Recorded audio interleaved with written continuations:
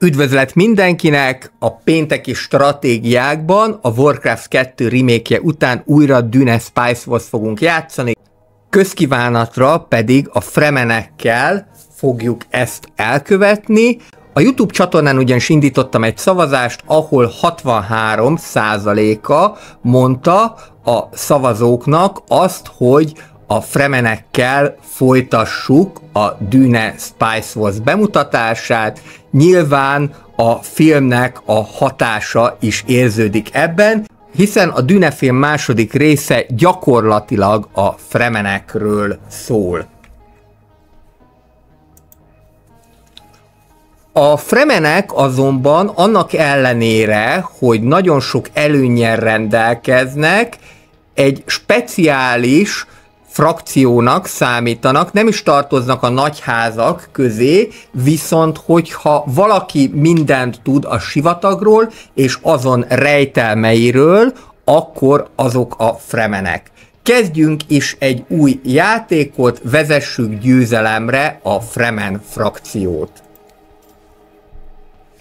Az új játéknál 2 darab választási lehetőségünk van. A kampánymódot csak nagyházakkal lehet választani, tehát van a Skirmish, illetve a Kenly. A Kenlyvel még én egy picit várnék, mert ez egy gyorsabb lefolyású, pörgősebb játékot tesz lehetővé. Most maradnék a Skirmish módnál, de idővel majd a Kenlyt is meg fogjuk nézni. Lássuk is akkor, hogy mit kínál számunkra a Fremen ház, aki rendszeresen követi a Dune tartalmakat a csatornán, az már megszokhatta, hogy először egy rövid ismertetést fogtok hallani az adott frakcióról. Ha néha házat mondok, akkor azért elnézést, nem, a Fremenek nem ház, a Fremenek azok frakciónak minősülnek, tehát nem tartoznak a nagy házak közé, viszont a jó oldalon harcolnak. Azért harcolnak a jó oldalon, mert hogy az Atreideszekkel lesznek szövetségben, legalábbis a Dune-nek az alaptörténete szerint, viszont ebben a játékban akár az is lehetséges, hogy egymás ellen legyünk, mert hogy ez még a Dune-nek azon korszakát dolgozza föl, amikor az Atreides háznak a feje Leto Atreides, még Paul Atreides csak fiatalnak számít, még nem kellett szembesülni a történet szerint a Harkonnenek Corrinok által megtámogatott támadásával, tehát itt még akár bármi is előfordulhat, meg a játék szerint amúgy is, akár az is, hogy az Atreideszek és a Harkonnenek szövetséget kötnek egymással, de azért általában a játékban sem nagyon fogják szeretni egymást. Viszont, hogyha visszatérünk az alaptörténetre, akkor a Fremenek ugyan a jó oldalt képviselik, ám mindezt brutális eszközökkel teszik. Mentse Shai-Hulud attól az embert, hogyha a Fremenek keze közé kerül, mert hogyha ellenségnek tekintik, akkor nem elég, hogy elfogják, hanem még adott esetben élve le is szívják az életének a vizét. Egy igen kemény és brutális frakcióról van szó, de ők igazából ezt a saját védelmük érdekében teszik. A végén majd elmondom, hogy mivel látok analógiát, nem biztos, hogy mindenki ezzel egyet fog érteni, de szerintem azért lehet benne valami. Nézzük akkor konkrétan, hogy a Fremeneknek melyek a tulajdonságaik. A Fremenek, ahogyan tehát mondtam, a korábbiakban a sivatag legfőbb ismerői, mindenki más az Atreideszek kivételével Arrakisnak hívja a sivatagbolygót, egyedül a Fremenek hívják Dune-nek. Ez is mutatja azt a megkülönböztetett hozzáállást, illetve a bátorságot, egyben a tiszteletet, amit a Fremenek a sivatag, illetve a bennük élő homokférgek Shai-Hulud iránt éreznek. Ennek megfelelően a Fremen frakciónak az előnyei csupa-csupa olyan lesz, amelyek a sivataggal, illetve a fűszer kitermeléssel kapcsolatosak. Lesz nekik ez a fűszeres csapatuk, amely gyakorlatilag egy harvester karavánt fog jelenteni.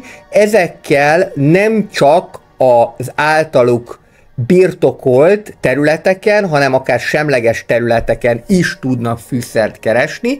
Ennek megfelelően valószínűleg, hogy nem a fremeneknek lesz a legnagyobb a területük, tehát nem valószínű, hogy itt a területi terjeszkedés lesz a kulcs a győzelemhez. Másrésztről szövetséget tudnak kötni azon sziecsekkel is, és valószínűleg könnyebben is tudnak majd szövetséget kötni, mint más frakciók, illetve nagyházak, akik az ő területükön kívül helyezkednek el, maguk a fremeneki sziecsekben élnek, szerte a dűne területén, északon él a mérsékeltebb szárny, délen pedig a radikálisabb szárny, akiket a filmben fundamentalistáknak is neveznek. Ez is egyfajta áthallást jelent egy bizonyos vallás követőire. A harmadik előnyük, hogy tudnak használni dobolókat, a dobolók már ismerős lehet a filmből, illetve aki a könyvet is olvasta, onnét is, a dobolók arra lesznek képesek, hogy oda vonzzák a homokférgeket, ezzel nyilvánvalóan olyan előnyöket lehet szerezni, mint hogy például utazni tudnak a homokférgeken, de akár arra is lehet használni, hogy az ellenséges egységeket a homokférgekkel megsemmisítsük, és miután a fremenek egészen odáig, hogy Paul Atreides, Leto Atreidesnek a fia nem teszi őket a szövetségesévé, mondjuk azt, hogy nem lázítja fel őket, elsősorban védekező taktikát folytatnak, így ebben a játékban is inkább úgy gondolom, hogy a védekezésen lesz a hangsúly, és nem a támadáson. A számos előnye mellett ennek a frakciónak van egy hátránya is, mégpedig az, hogy a falvak egyel kevesebb épületet tudnak menedzselni. Majd meglátjuk, hogy ez mennyire lesz hátrányos számunkra. Válasszuk is ki a Fremen frakciót, és akkor nézzük tovább az ő előnyeiket.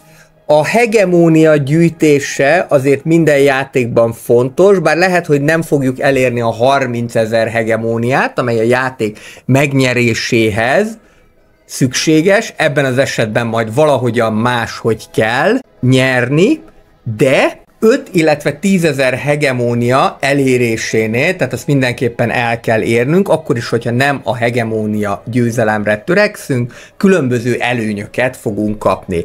5000 hegemóniánál lehetőségünk lesz arra, hogy a mély sivatagot is feltárjuk, illetve a felett is tudjunk rendelkezni, a mély sivatagi területek felett is, ez majd kiderül, hogy hogy fog kinézni, még én sem sokszor játszottam fremenekkel, valamint, ami talán fontosabb, hogy a dobolók azok passzív módon fognak leszpónolódni a játékteren, és nagyobb homokférgeket fognak vonzani. Értelemszerűen minél nagyobb a homokféreg, annál messzebbre lehet vele utazni. Miután pedig homokférgeken fognak a fremenek utazni, ebből az következik, hogy repülőtérre nem is kell költenünk, tehát egy nomád sivatagi népet kell elképzelni, teljesen más, mint az Atreidesek és a Harkonnenek, de akár mondhatnám a Corrinókat, illetve a játékba újonnan bekerült IX Vernius házat is. Ez egy kiegészítővel jelent meg egyébként, majd erre is sort fogunk keríteni, hogy ezzel játszunk, ha más nem egy stream alkalmával. 10 000 hegemónia felett pedig azt az előnyt fogják élvezni a fremenek. A sziecsekkel ellenséges frakciókról információkat fogunk kapni, valamint 10 000 hegemónia felett pedig arra is képesek lesznek a szövetséges sziecsek, hogy egy főbázishoz tartozó épületnek is otthont adjanak. Ez eléggé jól hangzik, egyben azt jelenti, hogy a játék során nagyon rá kell menni arra, hogy a sziecsekkel jóban legyünk és szövetségesek legyünk velük, ez lesz a kulcsa a Fremen győzelemnek, én most úgy gondolom. Válasszunk 2 darab tanácsadót szokásos módon. Itt van ez a Shihum, a Tabr Sietch, az egyik legfőbb Fremen Sietchnek a vízmestere. Nem egy nagyon jelentős figura a Dune történetében, de háttérszereplőként annál fontosabb. Minden egyes falu, amely legalább 12 vizet tud termelni, 3%-kal fogja csökkenteni a fenntartási költségeket. Valamint azokban a falvakban, ahol van üres épülethely, nem biztos, hogy ez olyan sok helyen lesz, mivel egyel kevesebb épülethellyel indulunk, de ahol van, az mind-mind egy vizet fog termelni. Ebből én azt gondolom, hogy akkor a Fremenek a víztermelésben is eléggé otthon lesznek majd. Nézzük a következő, Jamis. Jamis az, aki megölt egy Kenly viadal során Paul Atreides, amennyiben sikerül fölszabadítani egy ellenséges falvat, tehát ebből is látszik, hogy a Fremenek nem a hódításra, inkább a felszabadításra fognak menni, az 50 darab autoritást fog jelenteni neki, illetve azon katonai egységek, amelyek kívül vannak a Fremen területeken 10%-kal nagyobb sebzést képesek okozni, valamint lehetséges az, hogy autoritást munkaerőre cseréljünk el. Ez nem hangzik olyan rossznak. Ramallo tisztelendő anya. Ramallo tisztelendő anyáról azt kell tudni, hogy képes lesz a Landsraad szavazások következtében lázadásokat szítani. Minden egyes letett fűszeres egység 3 darab intelt, illetve fél autoritást fog jelenteni. Ez nagyon jól hangzik, ez kell. És végül Stilgar. Stilgarnak köszönhetően az összes Sietchet felfedjük már a játéknak a kezdete során, illetve a szövetséges Sietchek 50%-kal kevesebb autoritásba kerülnek. Mindent beállítottunk, és akkor 2 gondolatot még elmondanék a Fremenekkel kapcsolatosan. Egyik talán apróság, de ezt már mondtam, hogy Liet Kynes eredetileg és a regény szerint is nem egy fekete nő, hanem egy fehér férfi. A Dune regény 1966-os, akkor még ilyesmiről, hogy PC, politikai korrektség, vagy hogy mindenki egyenlő szó sem volt. Ez az, amit megváltoztattak, igazából apróságról van szó. Itt az nem jelenik meg, de Liet Kynes egyben a császári planetológus is, a Fremeneknek a vezére, ő itt, Liet Kynes, és ennek megfelelően azért a Corrinókkal annyira nincsenek rosszban a Fremenek. A Fremeneknek a halálos ellenségük a Harkonnenek, illetve mindenki, aki be akar törni az ő területükre.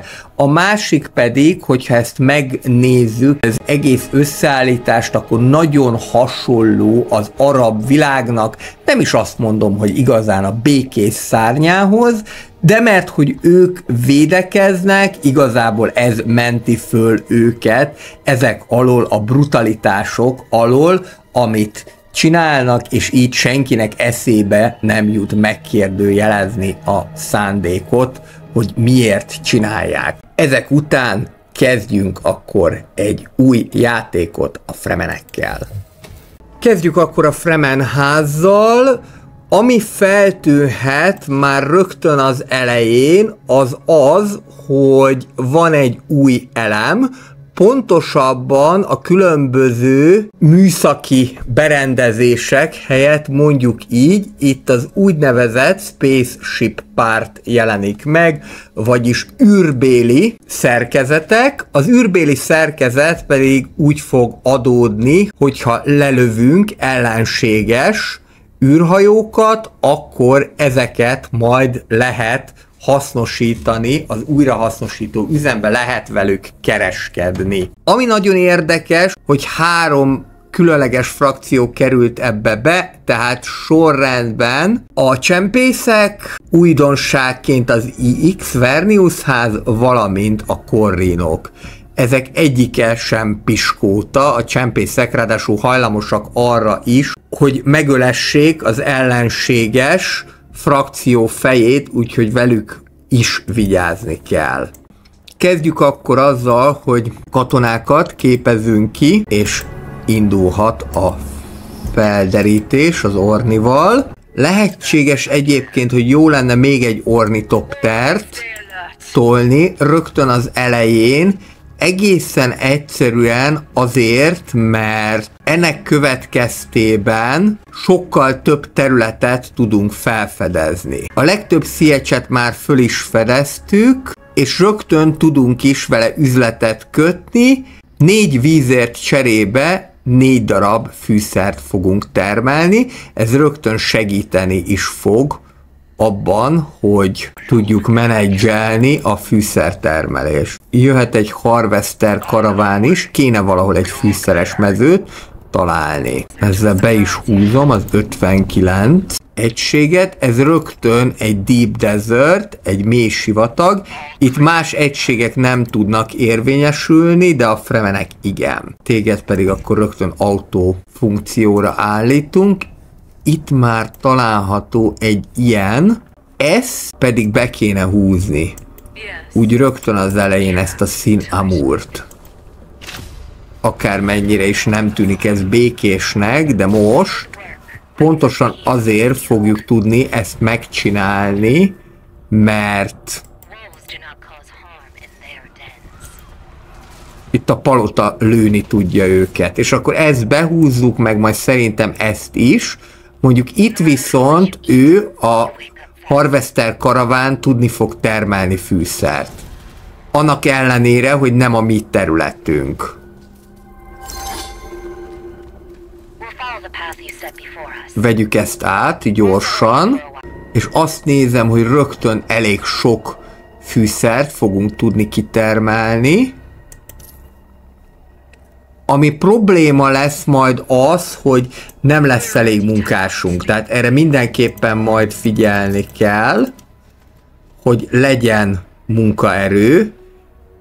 Én szerintem így rögtön ezért egy munkaügyi központtal is kezdenék. Na nézzük a fejlesztéseket. Composite Materials, ez már ismerős lehet, 10-zel több pluszkrétet termelünk. Survival Training, ez egy katonai fejlesztés, kioldja a katonai bázis. Fremen szolidaritás 100%-kal gyorsabb lesz az ügynököknek a kiképzése, lehet, hogy ezzel fogunk kezdeni, illetve ez a Local Dialect Studies, ami 15%-kal kevesebb autoritásba kerül, hogy megszerezzünk egy-egy falut. Kezdjük akkor ezzel. Utána pedig majd jöhetnek az alapfejlesztések. Jó, nincsen idő tökörészni, és itt majd meg kéne szerezni ezt a különleges elemeket, a ritka fémeket. Ezt majd meghagyom az ügynöknek, amint lesz ügynökünk. Nagyon kényelmesen eltermelgetünk itt, és még 15 napunk van, és viszonylag sok idő. Elkezdtünk ezzel a Siege-sel szövetséget kötni, de van még más szövetség is. Adunk 4 vizet, cserébe kapunk egy munkaerőt, itt is adunk 4 vizet, kapunk még egy munkaerőt, és akkor szerintem most megfogjuk a magunkat, hagyjuk, hogy az ornik földerítsenek, építünk még egy katonai egységet, és akkor betámadjuk még itt a környező területeket. Ezeket azért mindenképpen meg kéne szerezni, hogy ne közvetlenül a mi bázisunkat érje az attak, hogyha van. Majd lehet hegemóniát is termelni, de az még idő lesz. Jó, ez megvan, jöhet ez a 2, először akkor az alapfejlesztéseket toljuk, és utána majd úgyis kiderül, hogy mi lesz a következő lépés.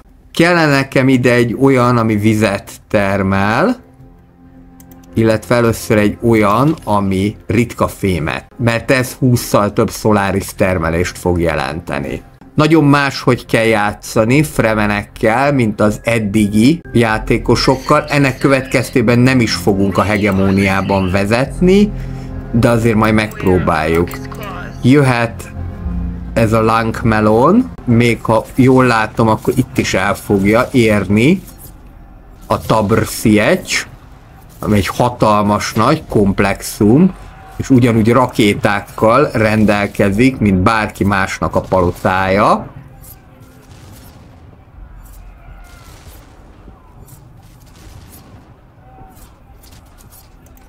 Rendben, megvan. Akár ki is foszthatnám, de most nem az a legfontosabb cél. Ezt vissza lehet venni, és akkor jöjjön a pénz. Mert ezzel például katonákat fogunk tudni majd szerezni, és az pedig arra lesz jó, hogy ezt a Damront is behúzzuk. Akár föl is lehetne ezeket fejleszteni, most viszont először vizet gyűjtenék. Itt lehet látni, hogy milyen egységek lesznek, majd lesz még ez a mobil torony, illetve a Fedaykinok. Fedaykinok nyilván a legjobb egységek, a fremenek elit egységei.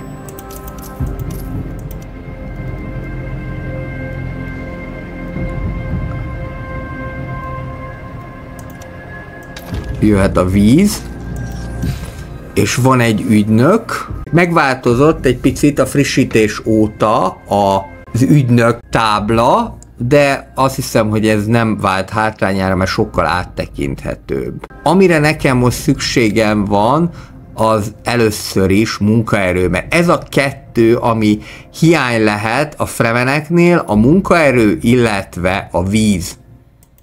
A víz az nem is annyira, de maga a munkaerő az hiányként fog mutatkozni, itt pedig szintén jöhet még egy szélerőmű. És úgy látom, hogyha ennyi pénzünk lesz, akkor a kaft részvényekkel is lehet majd mit kezdeni. Lehet, hogy arra kell majd rámenni, de erre a smugglerek is rá fognak menni, a csempészek. Az egészen biztos, sőt a korrinók is.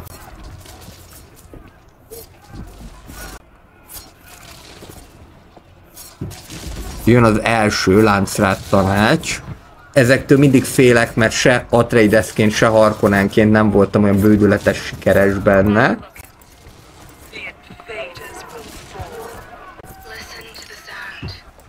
Gyere, kivonlak én téged.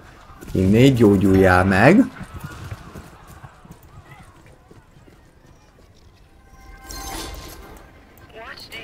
És akkor jöhet a következő. Láncrád tanács.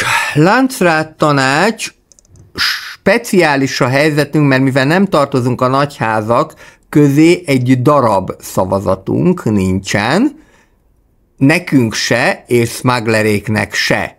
Mindamellett még a legkevesebb influencer is rendelkezünk, valamint nulla a megítélésünk a Láncrádnál, hiszen nem tartozunk a nagyházak közé. Ami segíthet bennünket, az az, hogy viszont a kisházak, azok támogathatnak minket. Jó, ezzel én akkor igazából, mivel ez a kék már azt jelzi, hogy nem tudunk szavazni, ezért teljes egészében most a kisházakra hagyatkozunk, és hát sajnos a smugglerék nyerték meg, illetve a másik két esetben pedig az IX-ek, a Verniusok 30%-kal több autoritást termelő, 100%-kal több erőforrást fognak kapni, hogyha egy adott falut vagy sziecset kifosztanak, smuggleréknek pedig 50%-kal kevesebb a terjeszkedési költségük, illetve 50%-kal kevesebb az is, hogyha újabb épület helyet akarnak kioldani. Ez az 5, ez alapfremen egység, ezeket pedig majd liga szívességekből kell megszerezni. Tehát akkor ezek szerint van nekik légi egységük is, de ezek ilyen kölcsön légi egységek. Ez jó lehet, rá kell menni mindenképpen a víz termelésre. Gyakorlatilag az lenne a jó, ha minden sziegyben található lenne szélerőmű. 17 darab vizet termelünk, akkor ez azt jelenti, hogy ezt simán el lehet adni. És ebben a CH-ben már bármilyen űrbéli épületet, vagy statecraft buildinget tudunk építeni. Ezek pedig pluszban autoritást is fognak jelenteni. Egyelőre vezetünk a hegemóniában, de ez nem jelent semmit. Mondom, fremenként nem az a fontos, hogy túl terjeszkedjük magunkat, de ettől függetlenül azért a környező területeket igyekszem majd behúzni. Illetve az is jó lenne, hogyha még több fűszert tudnánk termelni. Az Ornik már eléggé jól felderítették a terepet, mondjuk még másik fűszeres nem találtam. Gyere te ide, ezt az Ársztárt itt derítsd föl, hogy mi itt a helyzet. Ugye azért sincsen terjeszkedési kényszerünk, mert hogy tudunk a területünktől távol is, tehát ami semleges terület, ott tudunk fűszert termelni. Ennek ellenére még ez a Lamullah, ez kell nekem. Elértük a 2500-as hegemóniát elsőként, méghozzá azért, mert hogy sikerült teljesíteni az első vállalást a fűszer szempontjából, tehát 1000 hegemóniát kaptunk azáltal, hogy be tudtuk fizetni ezt a 80 fűszert, és mindjárt kész lesz a következő is, és kaptunk egy küldetést is. Ginazi kardmesterek, öljünk meg 8 milíciát. Jó, akkor ez viszont szükségessé teszi a terjeszkedést, még hogyha nem is fogok feltétlenül terjeszkedni, tehát lehet, hogy ezt a Int már nem fogom behúzni, de ki fogom fosztani. Jöhet még egy egység. Eléggé erősek vagyunk a milíciákkal szemben mindenképpen. Közben akkor szerintem az Arrakiszi ügynök az alap, mert nagyon sok fejlesztéshez az kell. Például itt is van egy, amit akkor kioldunk, és azáltal akkor egy katonai fejlesztést meg tudunk majd támogatni. Gyorsabban fog ez teljesülni. Lamlullahot be fogom húzni. Itt mély sivatag van, tehát ezt itt nem tudom behúzni, és ezt az Aidahot, ezt valószínűleg, hogy már majd csak ki fogom fosztani, viszont itt föl tudok tárni egy CH-et, akikkel majd szintén lehet kereskedni. És akkor ez prioritás most, hogy 36 napon belül még 6 darab emberkét megöljünk. Az Arrakis titkai az összes fűszer mezőt azt föl fogja nekünk fedni, és nekünk egyfajta gerilla harcot kell majd folytatni, tehát egy idő után nem is a terjeszkedés, hanem hogy másokat bosszantva, nyilván a nagyházakat, illetve smuggleréket bosszantva, próbáljunk meg fölszabadítani falvakat, mert ezáltal is majd lehet szerezni. Azt hiszem, hogy talán hegemóniát is, de pénzt is. Jöhet ez a Skygazing. Ez arra lesz jó, hogy 20%-kal kevesebb sebzést szenvedünk el a légi egységektől, valamint kioldja, lehetővé teszi a mobil toronynak az építését is. És ez a mobil torony, ez gyakorlatilag egy légvédelmi egység lesz.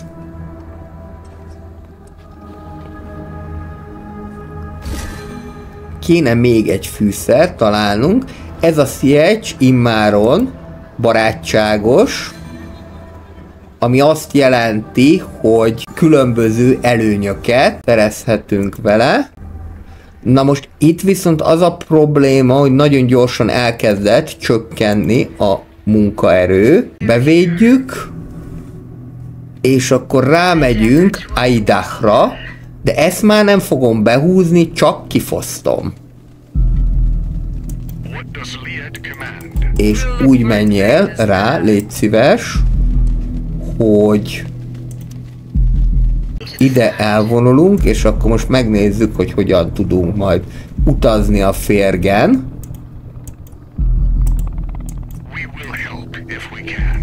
Jó, menjetek ide. biztonságos helyre, és jön a féreg, mindjárt, jaj, de nyomorék vagy, Istenem, ja, de nem nyelt el, jó van, na, még egyszer.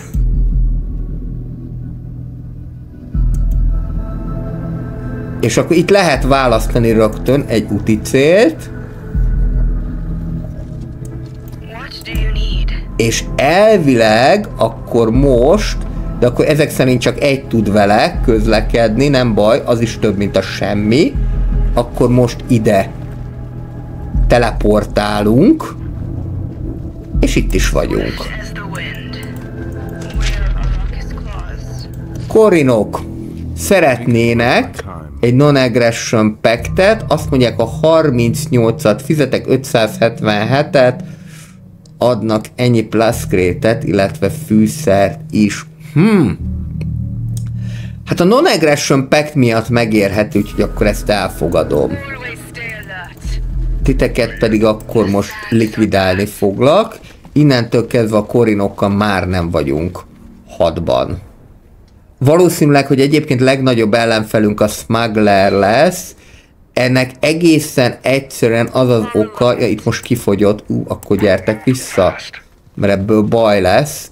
Egészen egyszerűen az az oka, hogy a smuggler az, aki hasonló célokra fog rámenni, mint amire mi is. Ez nem így fog akkor működni, hanem valahogyan majd máshogyan kéne ezt megoldani. Itt jön a Sandworm, de ez már nem érdekes, mert most így épségben hazaértek. Jó, akkor szerintem ezt az Aish-int, ezt könnyebb lesz majd kifosztani.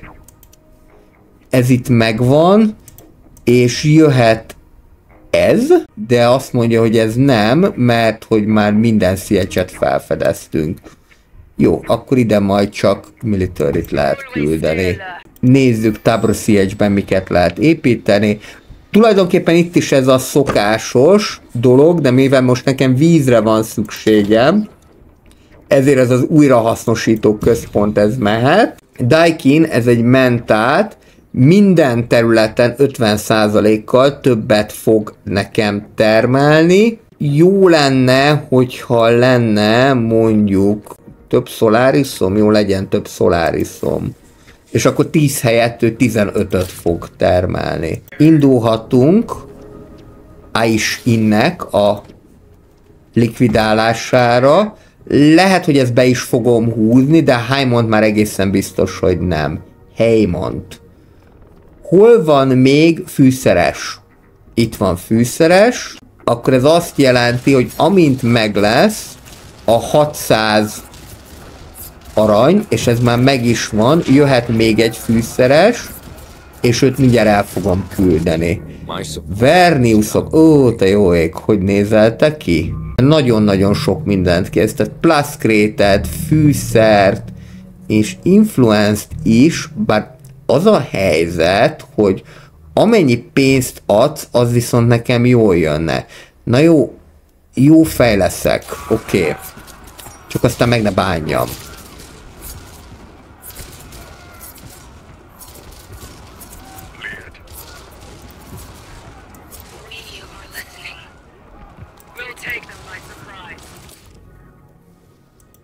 Már 4-et megöltünk, még most jön az 5. Ezt be is fogom húzni. Ez jöhet. És Haimonnal lesz majd teljes.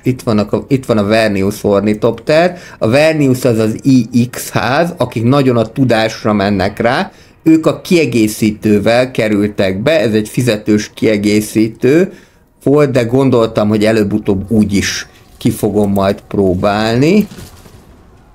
És itt már a korinok kegyetlenkednek. Zajlanak az események.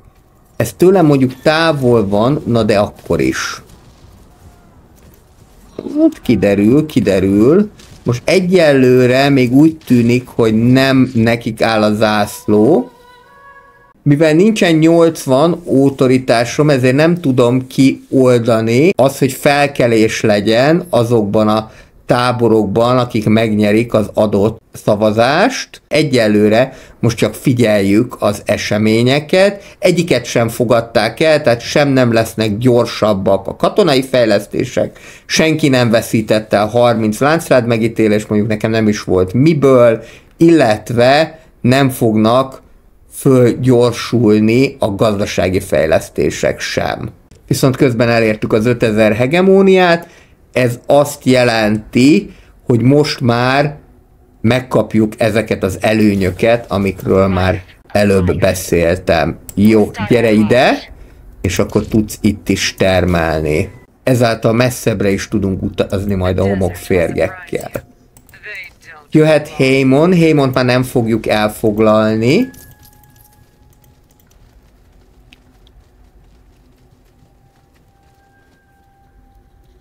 Két különböző major building is lehetséges itt, de talán azt mondanám, hogy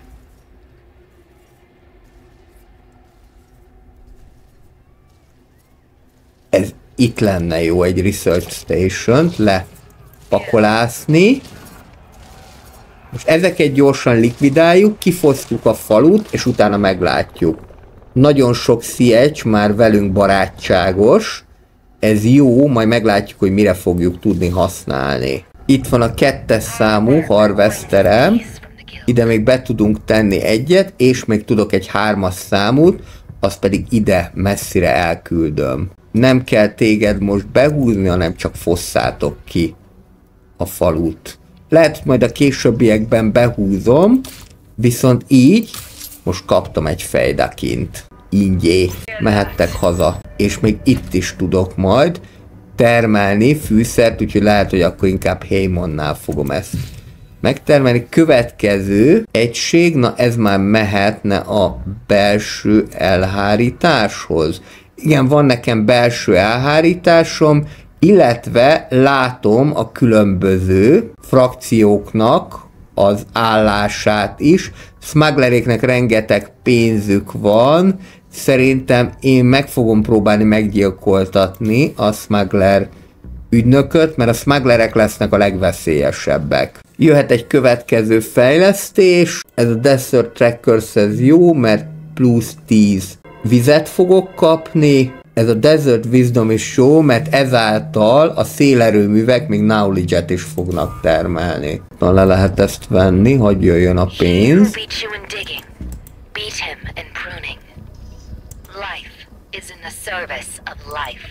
Gyere ide!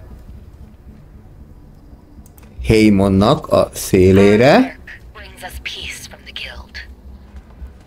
És ide pedig jöhet egy Arrakiszi ügynök, mert ezáltal pedig munkaerőt fogok szerezni. Történnek rendesen az események, nem mondom. Hegemóniában viszont messze le van mindenki maradva, ez nem baj. Ide fölépítünk egy ilyen monitoring station-t, a láthatatlan egységeket egy nagyon nagy hatótávolságban tudja detektálni, felismerni, illetve azt is, hogyha ügynökök ellenünk ügyködnének.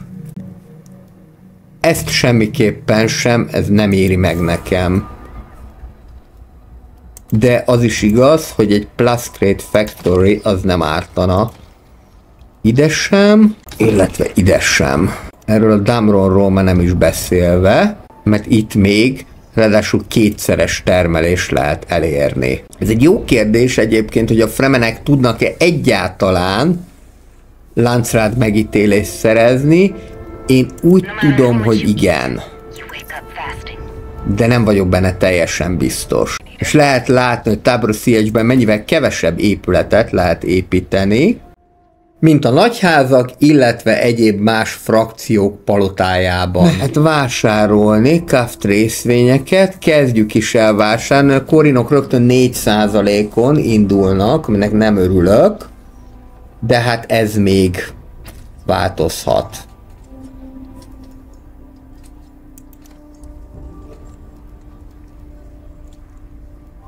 És itt már teljesen be is építettük az adott falut. Most jelen pillanatban az építőanyagból van hiány, de mindjárt ez is meg fog oldódni.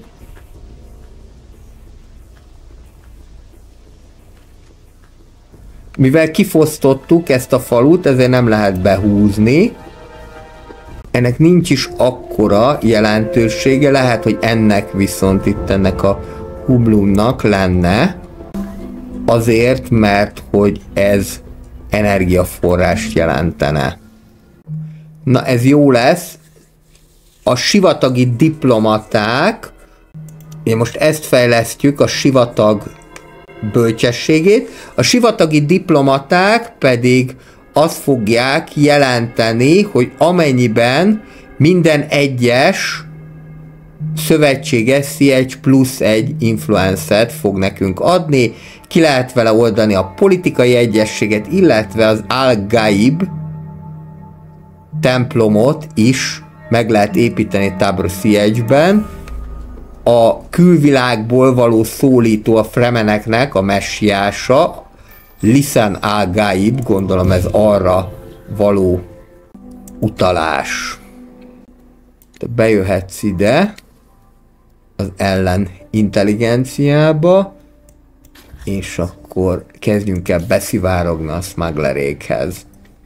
Úgyis ők azok, akik egyedül ellenségesek velünk. Itt vannak mondjuk a korrinok, ezek nem túl messze vannak, sajnos, és ők már jó pár helyet be is húztak, de messze vannak még a hegemóniát tekintve. Ezt a Szantárt, ezt esetleg meg lehetne próbálni. Nem egy túlságosan értékes terület, de most hirtelen értékesebbet nem látok. Illetve majd itt a lenti területeket is lehet. Én egyébként mindig jobban szeretem elfoglalni, mint kifosztani a területeket, de hát ez kinek ízlése szerint. Jó, gyere ide te is, Fejdakin.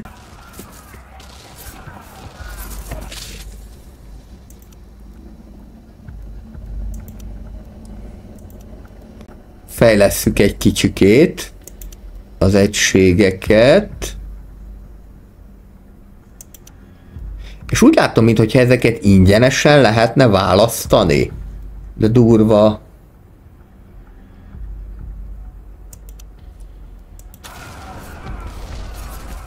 Akkor legyen így.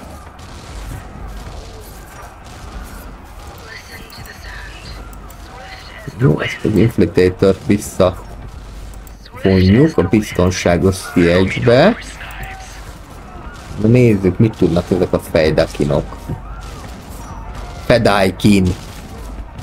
Hú, azért eléggé ütik őket. Jó, királyság. Gyere szépen ide. Ez a Mason Guild ez azért jöhet, mert 10-zel többet fog termelni minden falu, ami fúra föl van építve, illetve 20%-kal több lesz az építőanyag termelés is. Nem. Egyelőre nem. Titeket nagy ellenségnek, ellenfélnek tekintelek. Gyere ide és fedezd föl ezt. Oksa. Meg vagyunk. Szanttár is a miénk. És szóval azért érdemes ezt kifejleszteni, mert elég sok olyan falunk lesz, ami fúra föl lesz fejlesztve. Megint hiányzik a 80, pedig milyen jó lenne. Úgyhogy így csak figyeljük az eseményeket. Ezt támogatom, hogy mindenki kapjon 20-szal több vizet. Itt ez azért jó, mert hogy mindenkivel meg nem támadási szerződést fog kötni, illetve ez pedig azért lesz jó, mert hogy minden egyes részvény, kaft részvény után 5 darab plaszkrétet fog nyerni. Na jó, ezt nem támogatom, mert ez csak a korrinóknak lenne jó. A 20 vizet nem támogatták, ezt elvitte az IX, és ezt nem támogatták a kis házak, Itt is a kisházak nem támogatták, illetve támogatták a kisházak, itt is a kisházak döntöttek. Mellettem nem nagyon vannak a kisházak. Ennek nem örülök. Nem baj, meg leszünk mi majd magunk is. Itt pedig már Vernius valamit próbálkozik, de leginkább csak próbálkozik. Furcsa Verniust mondani, mert tényleg az a háznak a neve, de mindig IX volt köztudatban.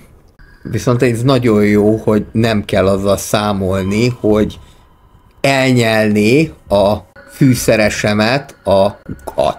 Megvan ez a Desert Wisdom, innentől kezdve sok knowledge-et fogunk termelni. A következő talán majd lehet ez a Craft integráció, és utána a Crew Training program, hogy használjuk ezt ki, hogy tudjunk fűszert termelni még jobban.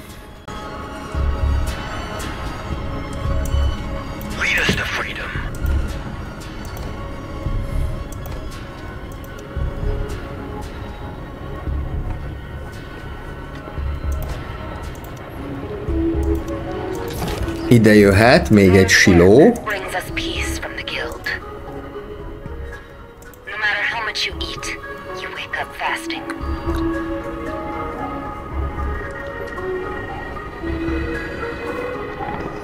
Természetesen megint a legtöbb fenntartási költsége a hadseregnek van.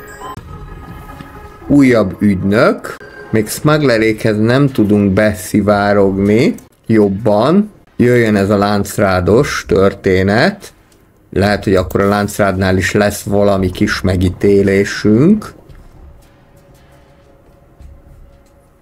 Azért az nem lenne baj, mert ilyen passzív szemlélőként nézni a láncrád tanácsokat. Ez nem annyira jó dolog. Még 69 nap, mire újra el tudjuk foglalni normális hegemónia árán ezt. Viszont akkor ezt a Hlumlumot, ezt be lehetne húzni.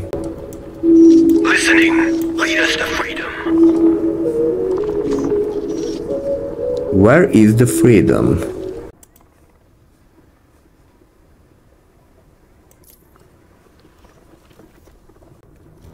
Egyet tudok elutaztatni a helyszínre. De szerintem a többi is menni fog mindjárt. De csak most nem marad dobolóm. Hát így jártunk, akkor többiek menjenek így. Kézi vezérléssel. A supply-ja folyamatosan fogy. De úgy tűnik, hogy 2 is el tudtam utaztatni. Ezt viszont még mindenképpen szeretném behúzni, mert ezt itt a kutya nem fogja bántani. Mindjárt odaérnek, megkezdhetitek a hentelést. Ez a fejdakin, ez brutális. Úgy öl meg egyszerre 2, öröm nézni.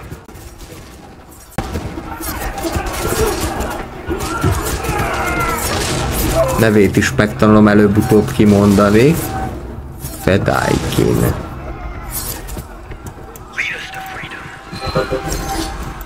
Hulnum városát meghódítjuk. Jöjjenek még kaft részvények. Nem zárom ki, hogy én legyek a legnagyobb részvényes, de ahhoz azért sok mindent kell csinálni, te pedig szerezzél itt nekem 45 autoritást.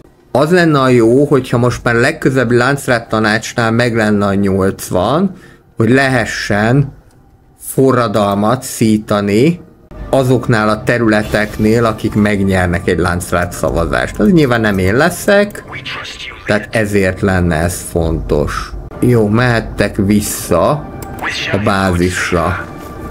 Ceremónia, barlang, ezt oda lehet építeni, ahol ilyen geotermikus energiaforrás található. A nagyházak, illetve más frakciók ide energiacella gyárat építenek, a fremeneknek a speciális épületük, ez a ceremónia barlang. Mindjárt meglátjuk, hogy mire is használható ez. 43 autoritás megvan, Ezáltal megvan a szükséges 80 autoritás a Landsrathhoz, illetve a 126 intert, és behúztuk, most már akkor ideje lenne különböző katonai műveleteket berakni, betárazni. Ez jó lehet, ez lassítja az ellenséget, defense szabotázs is jöhet, és egyelőre 3-at tudunk. És lassan sikerült beszivárogni a smuggleréknek, tehát egy inflation cell az már megvan. Itt ez azt jelenti, hogy látjuk azt, hogy Lashon Hara, illetve Staban Tuek az, akik a tanácsadók. Hogy a smugglerék akkor lesznek igazán veszélyesek, hogyha az 5000 hegemóniát elérik, mert akkor tudnak ilyen föld alatti hálózatot építeni a Sietcheknél. Na most az nyilvánvalóan nem hiányzik, hogy ez elkövetkezzen, de nyilván előbb-utóbb azért ez el fog következni, tehát nincsenek illúzióim. Ide mehet egy Maintain Center, így akkor a környező Sietcheknek a fenntartási költsége az kevesebb lesz, sőt, inkább ide menjen a dolog, mert akkor így többet fogunk tudni behúzni, és ide is mehet még egy, most Manpowerből jól állunk, Plusgrade-ből sem állunk olyan nagyon rosszul, ez a Research Hub ez nagyon drága, a fenntartás szempontjából, de menjen. Majd visszaszedjük valahogyan. Hú, azt a mindenit neki. Na, ez egy kőkemény megavihar, gyerekek. És újabb ügynökünk van. Ki fogjuk tudni oldani ezt a cellát, amennyiben látjuk smuggleréket. A probléma az, hogy akkora a térkép, hogy nem is látom őket egyelőre. Úgyhogy jó lenne akkor, hogyha az ornitopterek tennék a dolgukat. Mert különben mi a bánatnak tartalak? Ja nem, ez Laptroper, ez valami más. Tehát ez a Laptroper ez arra jó, hogy felismeri a homokférgeket, illetve messziről is tudja detektálni a láthatatlan egységeket. Az IXI tudósok, ez eléggé egyszerűnek tűnik, vagy fedezzek föl egy homokférget, vagy látogassak meg 9 speciális régiót, aztán azért majd ki fog derülni, hogy ez nem annyira egyszerű küldetés, mint amennyire elsőnek látszott. Ezt most megbuheráljuk, és akkor nézzük, hogy mi fog történni, és én nem tudok megítélést nyerni, Landsrath megítélést, ez csúnya dolog. Tehát sorrendben az első az azt jelenti, hogy valaki nyer 30 Landsrath megítélést, csak a Vernius és a Corrinok közül lehet választani, nyilván, mivel a smugglerék azok sem számítanak nagy háznak, így a Landsrath szempontjából le vannak sajnálva. Egyébként inkább a Vernius nyerje meg, mint a Corrinok, mert Verniuszék állnak rosszabbul. A második az azt fogja jelenteni, hogy jóval kedvezőbb áron lehet vásárolni, illetve eladni a Kaft részvényeket. A harmadik pedig azt fogja jelenteni, hogy minden egyes elköltött parancsnoki pont 1%-kal fogja megemelni a fenntartási költségét a hadseregnek. Támogatom, nincsen semmi jelentősége, Verniuszék nyerték meg a Landsrath megítélést, rám is szavaztak már a kisházak 15-en, de ettől függetlenül ezt a csempészek vitték el, illetve sikerült ezt is keresztül vinni. Hát ugye ez egy málusz, tehát itt az igazából nem annyira jó nekünk. És egy újabb ügynök.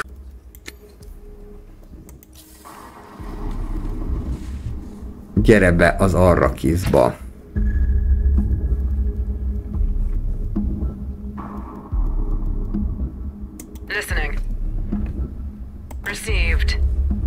A feladatunk tehát az lenne, hogy 9 darab speciális régiót látogassunk meg 34 nap alatt. Nem könnyű, vagy fedezzünk föl egy homokférget. Akkor induljunk neki így.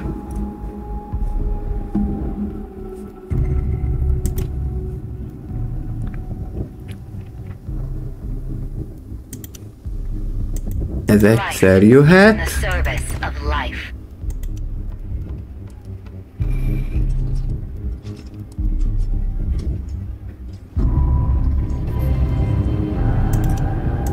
És a víz is jöhet. Valamint most már tudok craft részvényt vásárolni. Ezzel mi vagyunk a legnagyobb részvényes, hogy ez nem jelent semmit a kis 5%-unkkal. 2 speciális régióban már voltunk, akkor ezek szerint a miénk is annak számít, csak kicsit késleltetve ismerte fel a játék. Itt található az IX-nek a főhadiszállása. Ezt nem tudom, hogy speciális régió-e, de azt hiszem, hogy igen, az energiaforrás miatt.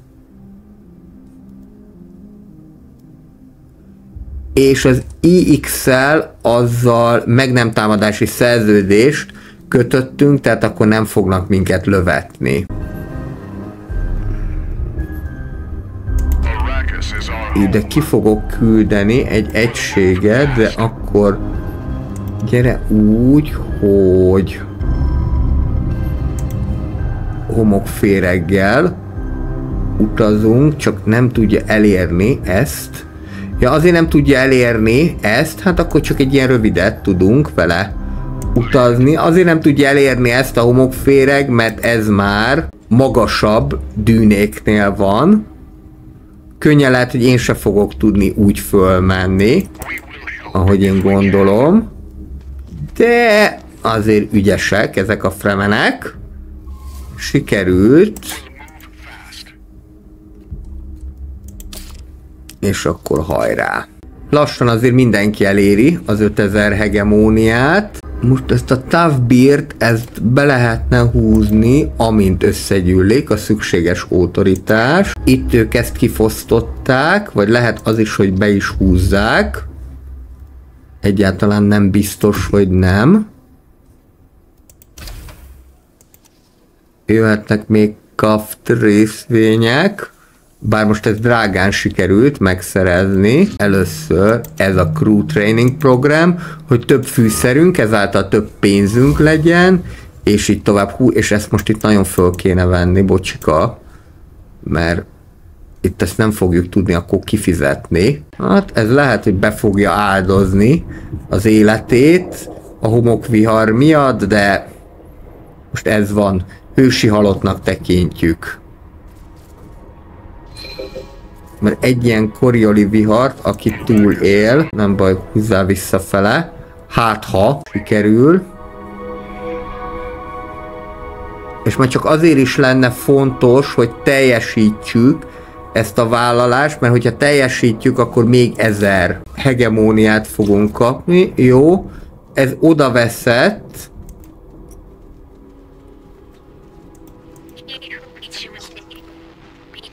A viharban. Ó, és a smugglerék indítottak ellenünk egy ilyen beszivárgási cellát. Na, ez nem jó. Ez nagyon-nagyon nem jó. Ezt föl kéne nekünk fedezni. De mindjárt kigyűlik egy újabb ügynök, ami azt fogja jelenteni, hogy akkor mi is tudunk valamit csinálni. De hol vannak a smugglerék? Jó. Gyere ide a belső elhárításhoz. Semmiképpen sem akarom, hogy beszivárogjanak ezek a mocskok.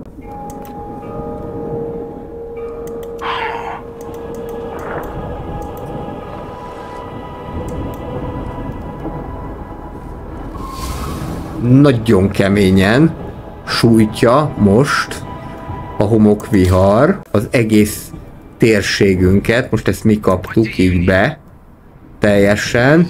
És az is a probléma, hogy ez a labrotopter, ez elveszett. Tehát innentől kezdve ezt az IXC dolgot már nem fogjuk tudni teljesíteni. De hol vannak a smugglerék? IX, Corino, Lehet, hogy még mögötte?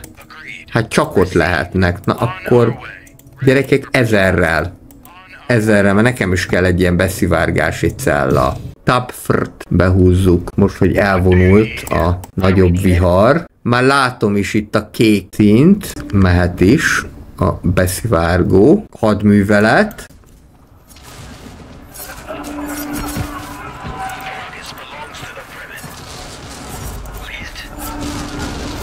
Ezt az infiltratort bántják. Akinek lehet, hogy annyi is lesz a sorsa, de nem.